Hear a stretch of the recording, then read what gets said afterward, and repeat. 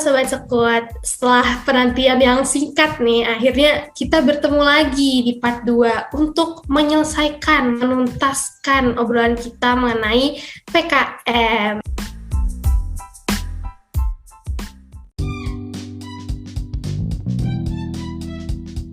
Nah, di part 1 kemarin kita udah bahas tentang PKM secara umum dari Kak Asti, dan juga kita udah dengerin storytelling sekaligus testimoni ya tentang proses penyusunan PKM dari Kak Ocha yang ternyata sangat-sangat panjang ya. Sekarang ada satu hal lagi nih yang menurut gue penting buat Sobat Sekut semua tahu ya terkait hal ini, yaitu syarat dan juga ketentuan dalam mengikuti PKM. Jadi setahu gue di PKM itu tuh ada syarat dan ketentuannya ya. Di sini gue mungkin pengen nanya nih ke Kak Asti, sebenarnya syarat dan ketentuan ketika kita mau mengajukan atau kita mau mulai menyusun si PKM ini tuh apa aja sih Kak syarat-syaratnya gitu? Oke, Kak Nurul. Jadi kalau untuk syarat dan ketentuan itu ada yang pertama bidang PKM yang dipilih nanti harus sesuai atau relevan dengan bidang ilmu ketua ataupun anggota kelompoknya. Nah, satu kelompok itu berjumlah 3-5 orang dan disarankan berasal dari 2 angkatan berbeda atau bisa juga dari jurusan yang berbeda. Nah, selanjutnya itu ada penyusunan proposal. Penyusunan proposal ini harus memperhatikan ketentuan-ketentuannya, mulai dari format penulisan proposal, terus bab, nomor halaman, bahkan penggunaan tanda baca juga perlu diperhatikan. Nah, terus nanti kan proposal yang lolos itu bakal dapat pendanaan atau insentif kan. Nah, perlu diingat sama Sobat Sekut kalau misalnya pendanaan itu buat menjalankan kegiatan atau programnya, bukan buat jajan anggotanya. Ya, lumayan juga nih syarat dan ketentuannya lumayan banyak ya. Jadi yang terakhir tuh, jadi uang pendanaannya jangan dibuat jajan cilok ya, Sobat Sekut, jangan dibuat jajan cilok, jangan buat jajan seblak segala macem, tapi buat melaksanakan programnya. Oke, terus tadi ada beberapa syarat dan ketentuan. Nah, tapi dari syarat-syarat dan juga ketentuan-ketentuan itu sebenarnya ada nggak sih Kak yang paling susah dipenuhi gitu, atau biasanya nih mahasiswa-mahasiswa tuh butuh waktu gitu buat memenuhi syarat dan juga ketentuan itu ada nggak sih Kak di poin-poinnya? Kalau yang udah kali ya, pas penyusunan proposal sih, karena kan di penyusunan itu banyak yang perlu diperhatikan, mulai dari format penulisannya, terus juga kayak setiap bidang pun berbeda gitu ketentuannya. Lebih ke waktu kita nyusunnya juga kali ya, karena tadi harus detail gitu yang kita perhatiin tentang si penyusunan proposal PKM ini ya kayak tadi juga sempat disebutin ya sama Kak Asti kalau salah satu syarat dan ketentuan ikut PKM itu ada terkait pembentukan kelompok atau pembentukan tim PKM-nya gitu ya. Nah, kalau dari pengalaman Kak Ocha sendiri nih, gimana nih Kak proses pembentukan tim PKM Kak Ocha waktu itu? Karena mungkin di sini masih banyak nih Sobat Sekut yang bingung gimana sih cara gue buat nyari-nyari anggota, terus gimana cara gue buat membentuk tim yang emang sesuai dengan ranah gue atau kebutuhan gue dan sebagainya. Boleh dari Kak Ocha? Oke, untuk pembentukan kelompok ya. Untuk aku sih, aku diajak sama Kapting, yaitu Kak Rafael. Kalau Sobat Sekut tahu, dia juga HMKM ya dulunya ya. Nah, aku diajak sama Kak Rafael karena mungkin pernah ada satu project bareng ya sama Kak Rafael. Jadi dirasa kenal, Kak Rafael ngundang aku untuk joinan nih ke tim PKM. Terus di situ udah ada juga cutting angkatan 2019, ada Kak Andini, kemudian ada Kak Nanda. Nah, setelah itu kan masih kurang ya 1 orang. Nah, aku langsung lah personal chat Adel angkatan 2020. Dia sekarang peminatan K3. Nah, ternyata dia juga belum dapat kelompok kan. Nah, akhirnya terbentuklah dari ajak-ajakan itu, terbentuklah tim PKM PM dari UPN Veteran Jakarta jurusan Kesmas di tahun 2022. Waduh, mantap. Jadi ada yang gue tangkap nih, berarti intinya kita juga harus bisa menjemput bola gitu ya istilahnya, kayak jadi harus ada effortnya juga nih buat mendatangi orang-orang yang kita percaya buat masuk ke tim kita gitu ya. Bener nggak sih Kak Ocha? Bener banget, karena kan kita tuh harus berbaur ya sama siapapun itu, sama mau cutting, mau teman seangkatan, mau adik kelas, itu ajak-ajak aja kalau dirasa udah cocok nih sefrekuensi. Iya, bener banget ya. Jadi sangat-sangat penting ya untuk membangun relasi ini istilahnya. Oke, dari Kak Ocha nih udah menyampaikan dengan sangat rinci ya terkait dengan PKM-an ini. Terus juga di part 1 juga udah banyak banget nih yang dicerita-ceritain sama Kak Ocha. Kira-kira ada nggak nih Kak tips and trick buat Sobat Sekut yang mau ikut PKM selanjutnya nih di 2023? Karena mungkin banyak banget nih Sobat Sekut yang setelah mendengarkan part 1 kemarin udah mulai langsung nyiapin judul mungkin, atau udah mulai ngetek orang nih, ngetek temen-temennya buat gabung ke kelompoknya, karena tahu nih ternyata prosesnya panjang ya PKM ini dan emang harus dipersiapkan sejak dini gitu. Ada nggak sih Kak kira-kira boleh nih Kak di-share ke Sobat Sekut semua? Oke, mungkin untuk tips and trick lolos PKM-nya berdasarkan pengalaman aku aja ya, soalnya aku juga nggak expert banget lah. Nah, untuk pertama nih, kita nih dituntut nih untuk selalu up to date sama info-info terbaru, karena kan untuk membuat proposal yang disusun tuh yang berbobot, kemudian lebih baik, itu ada unsur kebaharuan atau program-programnya itu belum dilaksanakan atau jarang dilaksanakan. Jadi kita harus nih untuk memperhatikan isu-isu terbaru terkait perkembangan informasi terkini. Karena kemarin juga aku selalu pantengin tuh isu-isunya apa aja sih terkait kesetaraan gender. Nah, itu untuk tips pertama. Yang kedua ini kita melakukan kolaborasi, karena aku masuk PKM itu kategori pengabdian masyarakat ya. Jadi diharuskan untuk bermitra untuk selain di luar maaf. Oke.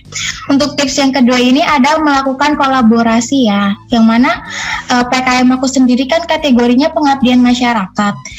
Jadi aku melakukan kolaborasi dengan institusi pemerintah, yaitu SMP yang ada di Depok. Nah, setelah itu juga kita harus nih mengetahui kebutuhan dari mitra itu, karena kan jangan yang menguntungkan kan hanya kita aja ya, tapi si mitra itu juga harus merasakan nih apa sih dampak baiknya atas program PKM kita ini. Terus selanjutnya ada melakukan konsultasi rutin terkait proposal, kemudian program yang dilaksanakan baik sama Sobat Sekut yang seangkatan, sama kakak tingkat ataupun adik tingkat yang udah pernah ikut PKM ya. Kemudian sama dosen juga itu penting banget. Nah, kenapa sih? Karena ketika kita berguru dengan para senior atau yang udah berpengalaman, dia kan paham betul ya terkait program PKM yang di bidang diambilnya. Jadi kayak nantinya tuh menjadi pendamping kita untuk ngasih tahu tips dan triknya untuk lolos PKM yang dijalani. Kemudian yang selanjutnya tadi udah dinotis ya sama Kak Asti ya, itu mengikuti format penulisan PKM sesuai dengan pedoman. Tadi udah dijelasin juga ya, mulai dari tanda bacanya, kemudian bagaimana huruf kapitalnya, kemudian ketentuan apa saja sih yang ada di proposal di tahun itu, karena biasanya nih setiap tahun itu bisa berbeda. Jadi kita harus melihat terus nih pedoman-pedoman yang ada di yang udah dikasih oleh Kemendikbud itu. Menurut aku sih gitu sih ya tips and trick untuk lolos PKM di tahun selanjutnya. Waduh, udah lengkap banget nih tips and trick dari Kak Ocha buat Sobat Sekut yang mau ngikutin PKM ke depannya nih, PKM di 2023 nanti ya.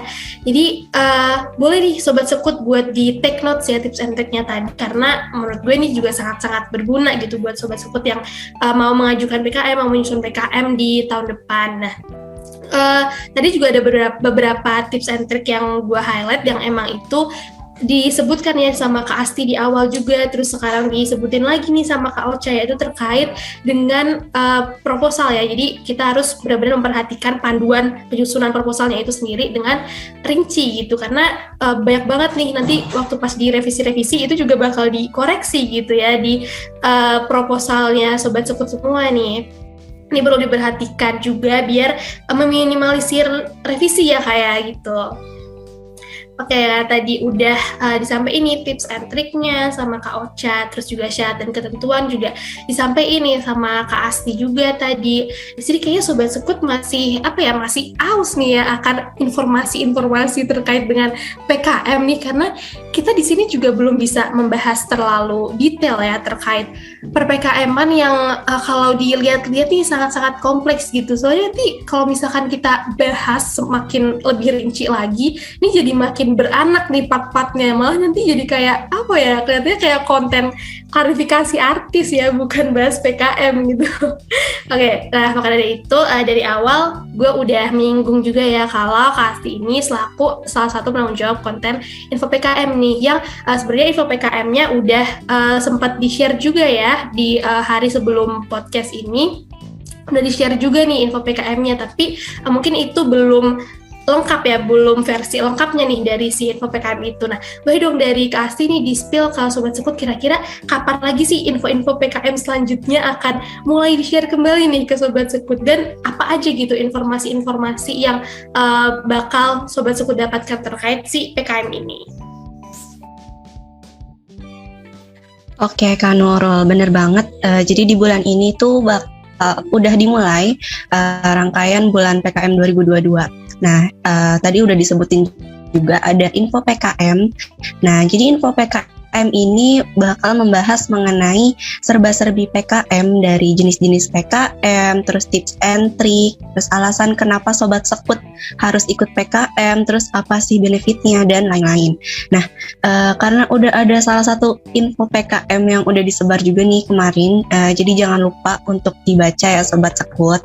Nah, bukan cuma info-info terkait PKM aja, ada juga yang namanya Find Your Team. Nah, jadi di sini kita bakal sebar Google Form. Nah, buat Sobat Sekut yang kesulitan mencari rekan setim, terutama yang dari lintas angkatan, bisa banget langsung aja isi Google Form-nya.